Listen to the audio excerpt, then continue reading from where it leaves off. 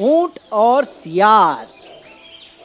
ऊंट और सियार बहुत अच्छे दोस्त थे। जहाँ जाते एक साथ ही जाते। एक दिन ऊंट ने सियार से बातों बातों में एक बात छेड़ दी। तुम्हें पता है, नदी के उस पार एक गन्ने का खेत है। चलो ना, वहाँ चलकर हम गन्ने का मजा लेते हैं। सच में? तो चलो ना, कल चलते हैं। जल्दी आना, सुबह सुबह चलेंगे, ठीक है? अच्छा ठीक है, जैसे तुम कहो। दूसरे दिन सुबह दोनों दोस्त नदी के किनारे मिलते हैं। ऊंट अपने पीठ पर सियार को बैठाकर सियार को नदी के उस पार ले जाता है। सियार को तो इतनी जल्दी होती है, वो तो बस ऊंट के पीठ से उतरकर आगे आगे दौड़ने लगता है। अरे भाई रुको, मैं भी आ रहा हूँ। गन्ने का खेत दिख रहा है ना तुमको? पता है तुम्हें भूख लगी है। हाँ तो फिर कितने मस्त लग रहे हैं, देखो तो, जल्दी चलो। दोनों दोस्त मस्त गन्ने के खेत में जाकर गन्ने का मजा ले रहे होते हैं और जैसे ही सियार का पेट भर जाता है वो आवाज निकालने का शुरू कर देता है। तभी ऊंट उसे रोकता है। अरे ओ, ये क्या कर रहे हो? तुम्हें और गन्ने चाहिए तो और ले लो, मगर ऐसा आवाज मत निकालना, वरना इस खेत का किसान है ना, वो आ जाएगा। अरे डरो नहीं, और मुझे ये गन्ने नहीं चाहिए। मेरा पेट तो भर चुका है। वो क्या है ना, मेरी एक आदत है, जैसे ही मेरा पेट भर जाता है मैं ना ये आवाजें निकालना शुरू करता हूँ। अरे मगर तुम्हारी इस आदत से हम फंस जाएंगे और इस खेत के किसान को पता चल जाएगा कि इस खेत में कोई है।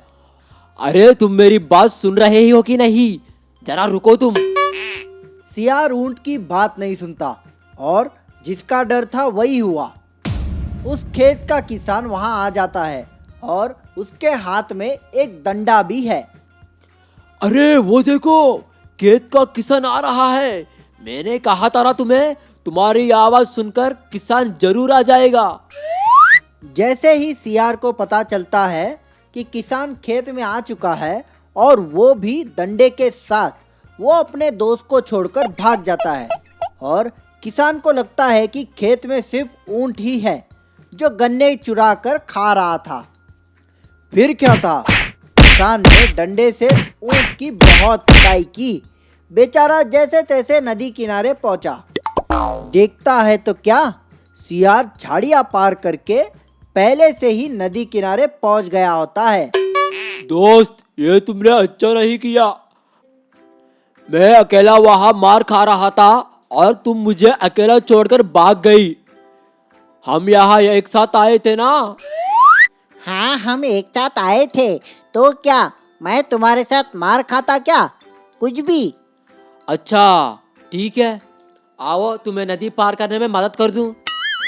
सियार ऊंट की पीठ पर बैठ जाता है और जैसे ही दोनों नदी के बीचों बीच पहुंच जाते हैं, ऊंट नदी में अपने पैरों को मोड़कर बैठ जाता है। अरे ये क्या कर रहे हो तुम?